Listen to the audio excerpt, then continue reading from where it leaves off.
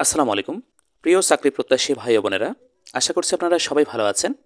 আজকের এই ভিডিওতে আপনাদের সাথে বেশ কয়েকটি গণিত শেয়ার করব, যে গণিতগুলো শতকরা থেকে বরাবরই বিভিন্ন চাকরির পরীক্ষায় আসে এবং এই গণিতগুলো খুবই গুরুত্বপূর্ণ। আজকে আপনাদের সাথে আমি শর্টকাট ফর্মুলা এবং বেসিক সহ আপনাদের সাথে শেয়ার করব। আশা করছি আপনাদের কাছে দুইটা পদ্ধতি ভালো লাগবে, তবে আমি বরাবরই আপনাদেরকে সাজেস্ট করব শর্টকাট না করে বেসিকটাকে আপনারা অনুসরণ করুন। তখন দেখবেন যে আপনার গণিতের যে জ্ঞান সেটি কিন্তু বৃদ্ধি পাবে এবং যে কোনো সমস্যা আপনি সমাধান করতে পারবেন। তো প্রথমে আমি শর্টকাট ফর্মুলাটা আপনাদের সাথে শেয়ার করব। দেখেন, আপনারা এখানে দেখতে পাচ্ছেন যে একটি পরীক্ষায় পরীক্ষার্থীদের 80% গণিতে এবং 70% বাংলায় পাশ করলো। উভয় বিষয়ে পাশ করলো 60%। উভয় বিষয়ে শতকরা কতজন ফেল করলো সেটি বের করতে বলছে। এই অঙ্কটি 22তম বিসিএস পরীক্ষায় প্রিলিতে এসেছে। রেলপথ মন্ত্রণালয়ে উপসহকারী প্রকৌশলী 2018-তে এসেছে। এনএসআই ফিল্ড অফিসার 2017-তে এসেছে। স্বাস্থ্য মন্ত্রণালয়ের সহকারী প্রকৌশলী 2016-তে এসেছে। বুঝতে পারছেন, খুবই গুরুত্বপূর্ণ একটা প্রশ্ন। তো এই অঙ্কটা কোন শর্টকাট টেকনিকের মাধ্যমে করব সেটি আপনাদের সাথে শেয়ার করছি। আপনারা এই যে স্ক্রিনে যে দুইটা ফর্মুলা দেখতে পাচ্ছেন, মূলত এই দুইটা ফর্মুলার সাহায্যে শর্টকাট টেকনিকের মাধ্যমে আপনাদের সাথে এই অঙ্কটি করব।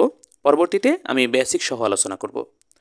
দেখেন, এখানে শর্টকাট ফর্মুলা দুইটি হচ্ছে। প্রথমটা F12 equal 100 minus P1 plus P2 minus P12।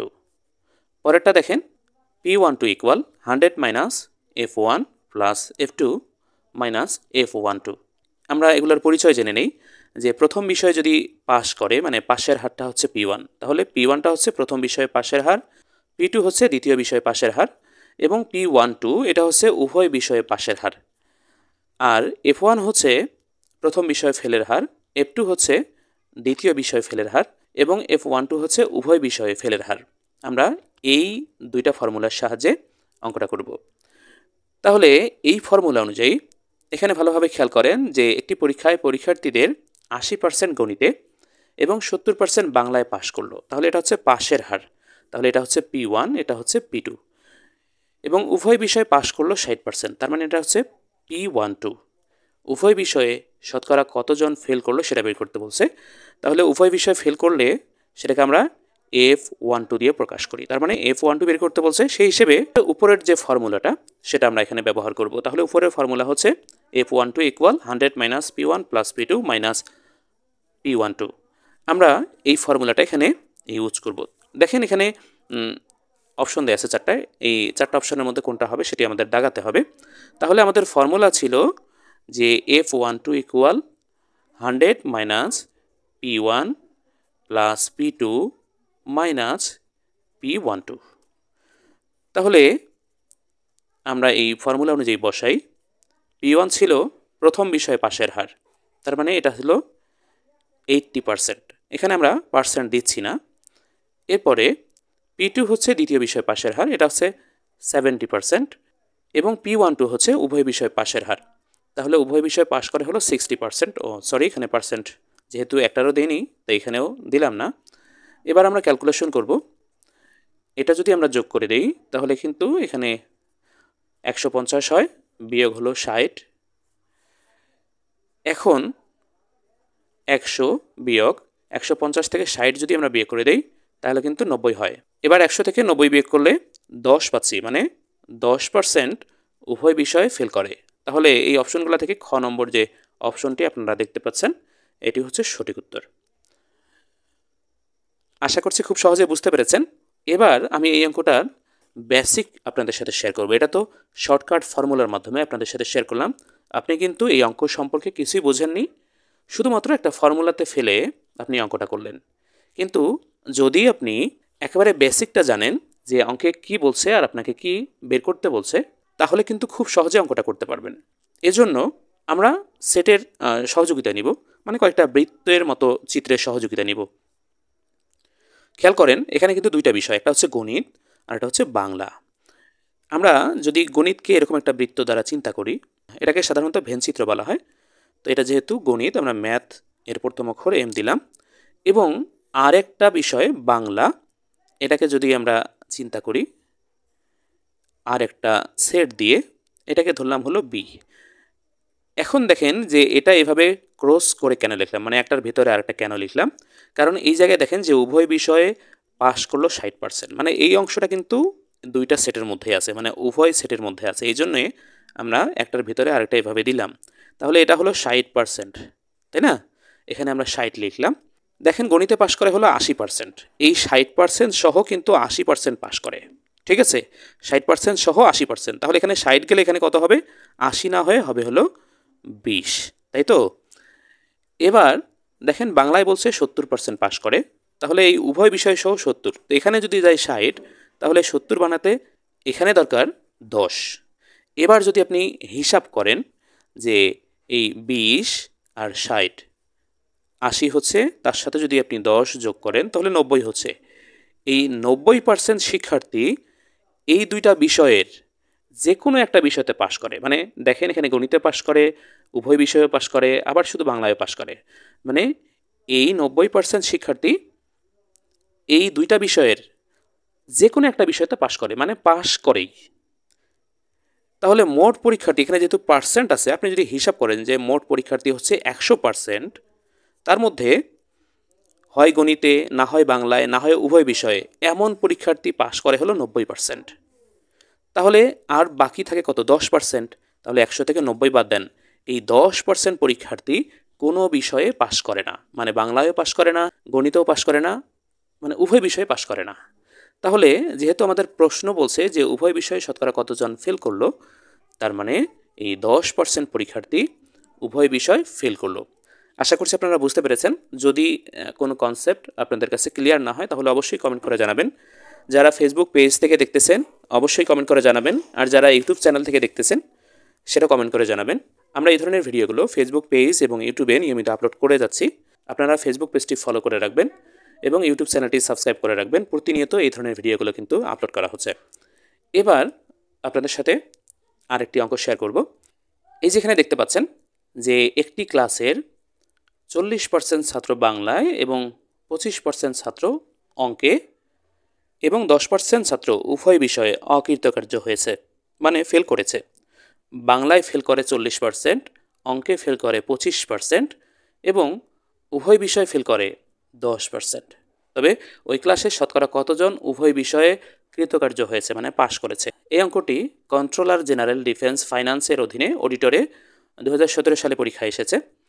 তো এই অঙ্কটি আমরা এই যে ফর্মুলা, এই ফর্মুলার সাহায্যে বের করব। তো দেখেন এখানে কিন্তু ওই ক্লাসে শতকরা কতজন উভয় বিষয়ে কৃতকার্য হয়েছে, মানে পাশ করেছে, সেটা বের করতে বলছে।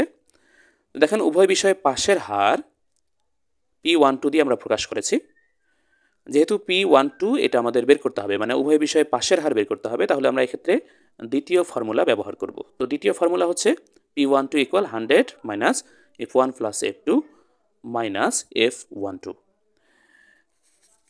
এবার যদি আমরা এই ফর্মুলাটা আবার লিখি, P12 = 100 minus F1 plus F2 minus F12। তাহলে ভালোভাবে খেয়াল করেন, এখানে 100 মাইনাস F1 হচ্ছে এই যে প্রথম বিষয় ফেল করে যেটা, সেটা এটা হচ্ছে 40%, ঠিক আছে, প্লাস F2 হচ্ছে দ্বিতীয় বিষয় ফেল করে, এটা হচ্ছে 25%, মাইনাস F12 মানে উভয় বিষয় যেটা ফেল করে সেটা হচ্ছে 10%। এবার আমরা 100 মাইনাস এই দুটো যোগ করব, যোগ করলে 65 হচ্ছে, এখান থেকে আমরা 10 বিয়োগ করব। তাহলে 100 থেকে 65 থেকে 10 বিয়োগ করব, তাহলে এখানে 55 হবে। এটা যদি বিয়োগ করি তাহলে 45%। 45% শিক্ষার্থী উভয় বিষয়ে কৃতকার্য হয়েছে। এই যে দেখেন গ নম্বরের যে অপশনটি, এটা হচ্ছে সঠিক উত্তর। এটা গেল শর্টকাট। একইভাবে যদি আমরা বেসিকটা এখানে ক্লিয়ার করি, আবারও ভেনচিত্রের সহযোগিতায় আপনাদের সাথে এই বেসিকটা ক্লিয়ার করব। দেখেন এখানে দুইটা বিষয়, একটা হচ্ছে বাংলা, বাংলার জন্য একটা সেট নিলাম, এরপরে অঙ্কের জন্য আরেকটা সেট নিলাম। যেহেতু এখানে উভয় বিষয়ের কথা উল্লেখ করা আছে, তাই একটা সেটের ভেতরে আরেকটা সেট এভাবে আমি লিখব, কারণ এই জায়গাটা উভয় অংশের মধ্যে পড়বে। তো যেহেতু উভয় বিষয়ে 10% অকৃতকার্য হয়েছে, তাই এখানে আমি 10 লিখলাম। আর বাংলায় অকৃতকার্য হয়েছে 40%। এই 10%ও কিন্তু এর মধ্যে অন্তর্ভুক্ত আছে, তাই না? তাহলে এই 10 আছে, 40 বানাইতে আমার 30 দরকার। আর অঙ্কে অকৃতকার্য হয়েছে 25%। তাহলে এর মধ্যে কিন্তু উভয় বিষয়টাও আছে। তাহলে এই 10 সহ 25 বানাতে আমার 15 লিখতে হয় এখানে। তাহলে এটা হলো বাংলার সেট আর এটা হলো অঙ্কের সেট। হ্যাঁ, আমি বা আর দিলাম এখানে। তাহলে এটা যদি আমরা যোগ করি 30, 10, 40, 40 আর 15, এটা হচ্ছে 55। তার মানে 55% যে কোনো একটা বিষয় ফেল করে। 55% এগুলো কিন্তু ফেলের কথা বলা হয়েছে, অকৃতকার্য হওয়ার কথা বলা হয়েছে। তার মানে 55% শিক্ষার্থী কোনো না কোনো একটা বিষয়ে অকৃতকার্য হয়েছে। আচ্ছা, এটাকে যদি আমরা এরকম একটা সেট কল্পনা করি, তাহলে এখানে যেহেতু পার্সেন্ট আছে, আমরা মোট পরীক্ষার্থী 100% ধরি। যেহেতু 55% কোনো না কোনো একটা বিষয় ফেল করেছে, তার মানে 100 বানাতে আরও 45 দরকার হয়, তাই তো? এই 45% শিক্ষার্থী একটা বিষয়ও ফেল করে নাই। ক্লিয়ার? আশা করছি বুঝতে পারছেন। এভাবে কিন্তু আমরা বেসিক সহ যদি পড়ি, তাহলে এই অঙ্কগুলো বেশি করে মনে থাকবে এবং আমরা সহজেই এই অঙ্কগুলো পরীক্ষার খাতায় করতে পারবো। এবার আপনাদের সাথে আরও একটি অঙ্ক শেয়ার করছি। এখানে দেখেন বলছে যে কোনো স্কুলে 70% পরীক্ষার্থী ইংরেজি এবং 80% পরীক্ষার্থী বাংলায় পাশ করেছে, কিন্তু উভয় বিষয়ে 10% ফেল করেছে।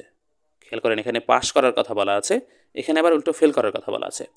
যদি উভয় বিষয়ে 300 জন শিক্ষার্থী পাশ করে থাকে, তবে ওই স্কুলে কতজন শিক্ষার্থী পরীক্ষা দিয়েছে? আমরা এটা কিন্তু খুব সহজে করতে পারবো। তাহলে দেখেন, আমাদের কিন্তু এর আগের যে অঙ্কগুলো, সেই অঙ্কগুলোতে এখানে এটা অকৃতকার্য ছিল, এটাও অকৃতকার্য, উভয় বিষয়ে অকৃতকার্য ছিল। মানে তথ্যগুলো এক ধরনের ছিল। যদি পাশ করে তো পাশের তথ্য ছিল, ফেল করলে ফেলের তথ্য ছিল। কিন্তু এইখানে এটা পাশ করার কথা বলা আছে, এখানেও পাশ করার কথা বলা আছে, কিন্তু উভয় বিষয়ে আবার ফেল করার কথা বলা আছে। তাহলে ভিন্ন তথ্য হলো না? তো খেয়াল করেন, এখানে 70% পরীক্ষার্থী পাশ করে, তার মানে বাকি 30% অবশ্যই ফেল করে। তো আমরা বের করে নিব 30% পরীক্ষার্থী ফেল করে ইংরেজিতে, এবং এখানে 80% পরীক্ষার্থী বাংলায় পাশ করে, তার মানে বাকি 20% পরীক্ষার্থী ফেল করে। তাহলে 30% পরীক্ষার্থী ফেল করে ইংরেজিতে এবং 20% পরীক্ষার্থী ফেল করে বাংলায়, এবং উভয় বিষয়ে ফেল করে হলো কত পার্সেন্ট? 10%। এবার আমরা যদি ওই সূত্রটা ব্যবহার করি, কত পার্সেন্ট পরীক্ষার্থী পাশ করেছে, এই যে দ্বিতীয় ফর্মুলা ব্যবহার করি যদি, তাহলে দ্বিতীয় ফর্মুলা অনুযায়ী P12 equal 100 minus F1 plus F2 minus F12। এই ফর্মুলা ব্যবহার করে আমরা অঙ্কটা করব। তাহলে প্রথম বিষয় ফেল করে 70% পাশ করে, তাহলে ফেল করবে কত পার্সেন্ট? 30%, তাই না? দ্বিতীয় বিষয়ে পাশ করে 80%, তাহলে ফেল করবে 20%, এবং মাইনাস দেখেন উভয় বিষয় ফেল করে হলো 10%। এবার দেখেন তো 100, এই 30 আর 20 যোগ করলে 50 হয়, 50 থেকে 10 বাদ দিলে 40 হয়, তাহলে 40%। এবার যদি আমরা বিয়োগ করে দেই, 100 থেকে 40 বিয়োগ করলে 60%। এই 60% পরীক্ষার্থী উভয় বিষয় পাশ করে। 60% পরীক্ষার্থী উভয় বিষয় পাশ করে। এখন এখানে বলছে যদি উভয় বিষয়ে 300 জন শিক্ষার্থী পাশ করে থাকে, তবে ওই স্কুলে কতজন শিক্ষার্থী পরীক্ষা দিয়েছে? তো দেখেন, এই যে 60% পরীক্ষার্থী উভয় বিষয়ে পাশ করে, আমরা জানি পার্সেন্ট মানে 100। তাহলে আমরা বলতে পারি যদি 60 জন পাশ করে তাহলে পরীক্ষার্থী হবে 100 জন, তাই না? আচ্ছা, এটা ইংরেজিতে লিখি 100 জন। এবার যদি একজন পাশ করে তাহলে পরীক্ষার্থী কম হবে, তখন 100/60 হবে। এবার দেখেন এখানে বলছে যদি 300 জন পাশ করে তাহলে পরীক্ষা কয়জন দিয়েছিল, তাই না? তাহলে এই জায়গায় লিখবো যে যদি 300 জন পাশ করে, এবার বেশি হবে, তাই 100 গুণ হলো 300, নিচে হচ্ছে 60। যদি কাটাকাটি করেন তাহলে দেখে এই শূন্য বাদ দেন, 6 কে 6, 5 6 30, এখানে মানে 5 হচ্ছে, 5 আর 100 গুণ করলে 500 হচ্ছে। তার মানে এখান থেকে গ নম্বর যে অপশনটা, সেটা হচ্ছে উত্তর। একইভাবে আমরা যদি ওই বেসিক দিয়ে এই বিষয়টাকে ক্লিয়ার করি, তাহলে এরকম হবে। আমাদের এখানেও কিন্তু এই ফেলের পরিমাণটা বের করতে হবে।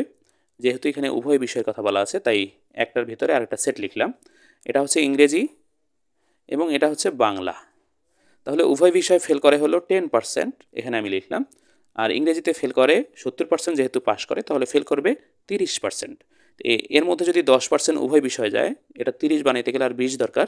এখানে দেখেন বাংলায় পাশ করে 80%, তার মানে ফেল করে হলো 10% বাংলায়, তার মধ্যে এখানে 10 গেল, এখানে যদি 10 দিই, এই যে 20% বাংলায় ফেল করে।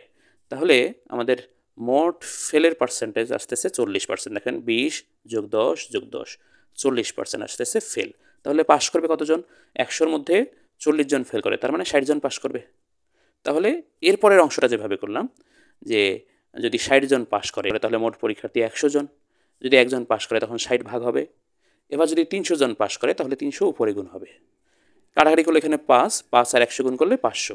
তবে এতক্ষণ যে এই নিচের অঙ্কগুলো করলাম এটা হয়তোবা শুনেছেন কিন্তু দেখতে পারেননি, একটু নিচে ছিল, আমি খেয়াল করিনি, এই জন্য দুঃখিত। তবে কথাগুলো দেখে এবং এই যে ক্যালকুলেশনটা দেখে হয়তোবা বুঝতে পারছেন যে কিভাবে হলো। আপনারা এভাবে ট্রাই করেন, হয়ে যাবে। এরপরে আপনাদের সাথে সর্বশেষ আরেকটা অঙ্ক শেয়ার করব। ভিডিওটা একটু বড় হয়ে যাচ্ছে, ধৈর্য সহকারে দেখার জন্য আপনাদেরকে ধন্যবাদ জানাচ্ছি। তবে এভাবে যদি আপনি চিন্তা করে গণিত করেন, খুব সহজে কিন্তু পরীক্ষার হলে আপনি দ্রুত অ্যান্সার করতে পারবেন। তবে আপনাকে প্র্যাকটিস করতে হবে, প্র্যাকটিসের বিকল্প কিছু নাই। আপনি যত বেশি প্র্যাকটিস করবেন তত তাড়াতাড়ি অ্যান্সার করতে পারবেন। দেখেন এখানে বলছে যে একটি গ্রামের 40% লোক ডায়াবেটিসে আক্রান্ত এবং 25% লোক উচ্চ রক্তচাপে আক্রান্ত। যদি 10% লোক উভয় রোগে আক্রান্ত হয় তবে কত শতাংশ লোক উভয় রোগে কোনোটিতে আক্রান্ত নয়? এটা তো খুব সহজ, ওই ফর্মুলা ব্যবহার করে আমরা করতে পারবো। তো আমরা এখানে F1 2 দিয়ে যে ফর্মুলাটা ছিল সেটি ব্যবহার করব। তাহলে এখানে আমরা সূত্র জানি যে 100 minus P1 plus P2 minus P12, ঠিক আছে। এখন 100 মাইনাস P1 হচ্ছে প্রথম রোগে আক্রান্ত লোকের পার্সেন্টেজ, এখানে 40% আছে। P2 হচ্ছে দ্বিতীয় রোগে আক্রান্ত লোকের পার্সেন্টেজ, এখানে 25% আছে, এবং উভয় রোগে আক্রান্ত হচ্ছে 10%। এখন দেখেন 100 থেকে এগুলো যোগ করে 10 বিয়োগ করেন তো কত হয়? এটা 65, তার সাথে 10 বিয়োগ করেন 55 হচ্ছে। 100 থেকে 55 বাদ দেন তাহলে 45%। এই 45% লোক এই দুটি রোগের কোনোটিতে আক্রান্ত নয়। তাহলে অপশনগুলো থেকে গ নম্বর হচ্ছে সঠিক উত্তর। বেসিকটা আশা করি দেখাই দিতে হবে না, তারপরেও আপনাদের সাথে একটু ক্লিয়ার করছি। যেমন ডায়াবেটিসের সেটকে যদি আমরা ডি দিয়ে প্রকাশ করি এবং উচ্চ রক্তচাপ মানে ব্লাড প্রেশার এটাকে যদি বি দিয়ে প্রকাশ করি, তাহলে খেয়াল করেন উভয় রোগে আক্রান্ত হলো 10% এবং ডায়াবেটিসে আক্রান্ত 40%, তার মধ্যেই 10% কিন্তু আছে। তাহলে এটার সাথে যদি আমরা 30 দিই বসায়া, তাহলে কিন্তু 40 হয়ে যাচ্ছে। একইভাবে উচ্চ রক্তচাপ যেহেতু 25% ছিল, তাহলে এর সাথে আমরা যদি 15 যোগ করি, দেখেন এই 10 আর 15 মিলে কিন্তু 25 হয়ে যাচ্ছে, ঠিক আছে। খেয়াল করেন এই যে উচ্চ রক্তচাপের যে সেটটা এর ভিতরে কিন্তু 25 আছে, আবার ডায়াবেটিসের যে সেটটা এর ভিতরে কিন্তু 40 আছে। এখন দেখেন এই দুইটা রোগের কোনো না কোনো রোগে আক্রান্ত এমন লোকের সংখ্যা হচ্ছে 30, 10, 40, তার সাথে 15 যোগ করেন 55 হচ্ছে। তার মানে 55% লোক এই দুইটা রোগের কোনো না কোনো রোগে আক্রান্ত। তাহলে মোট যদি আমরা 100% ধরি, এখন প্রশ্ন হচ্ছে আমরা কেন ধরবো? দেখেন এখানে যে পার্সেন্টেজটা আছে, পার্সেন্ট মানে আমরা বুঝি যে 100%, মানে 100। তাহলে 55% যদি এই দুটি রোগের যে কোনো একটা রোগে আক্রান্ত হয়, তাহলে অবশ্যই আমরা 100% থেকে এই 55 বিয়োগ করব। বিয়োগ করলে 45% পাচ্ছি যারা কোনো রোগে আক্রান্ত নয়। সেই হিসেবে আমাদের যে অপশনটি ছিল গ নম্বর অপশন, সেটি রাইট অ্যান্সার। প্রিয় চাকরি প্রত্যাশী ভাই বোনেরা, আজকের এই সংক্ষিপ্ত ভিডিওটি এ পর্যন্তই। আশা করছি ভিডিওটি ভালো লেগেছে। যদি ভালো লাগে তাহলে অবশ্যই চ্যানেলটি সাবস্ক্রাইব করবেন এবং ফেসবুক পেজটি ফলো করবেন। আপনারা এই ধরনের ভিডিওগুলো আরও পেতে চান কিনা অবশ্যই কমেন্ট করে জানাবেন। কোন টপিকের উপরে ভিডিওগুলো চান সেটাও কমেন্ট করে জানাবেন। আমি চেষ্টা করব আপনাদের সব ধরনের সমস্যার সমাধান করার। আপনারা যদি চান যে কোনো টপিক ধরে বিস্তারিতভাবে ধাপে ধাপে ভিডিওর মাধ্যমে ওই বিষয়টা ক্লিয়ার করি, তাহলে কিন্তু আপনাদের বেসিক এবং শর্টকাট দুইটাই ক্লিয়ার হবে। আমি আবারও বলছি যে আমি সবসময় বেসিকের উপর গুরুত্ব দিয়ে থাকি, শর্টকাটকে না বলি। যদিও অনেকে শর্টকাটকে বেশি পছন্দ করে, যে খুব দ্রুত অ্যান্সার করা যায় পরীক্ষার হলে, কিন্তু শর্টকাটের যতগুলো নিয়ম আছে সবগুলো নিয়ম কিন্তু মনে রাখা পসিবল না। যেহেতু সবগুলো নিয়ম মনে রাখা পসিবল না, তাহলে আপনি সবগুলো অঙ্ক কীভাবে শর্টকাট নিয়মে করতে পারেন? এই জন্য যদি আপনার বেসিক ক্লিয়ার থাকে তাহলে আপনি যে কোনো অঙ্ক খুব সহজেই পরীক্ষার হলে আনসার করে আসতে পারবেন। আজকের মতো বিদায় নিচ্ছি, দেখা হবে পরবর্তী ভিডিওতে। আল্লাহ হাফেজ।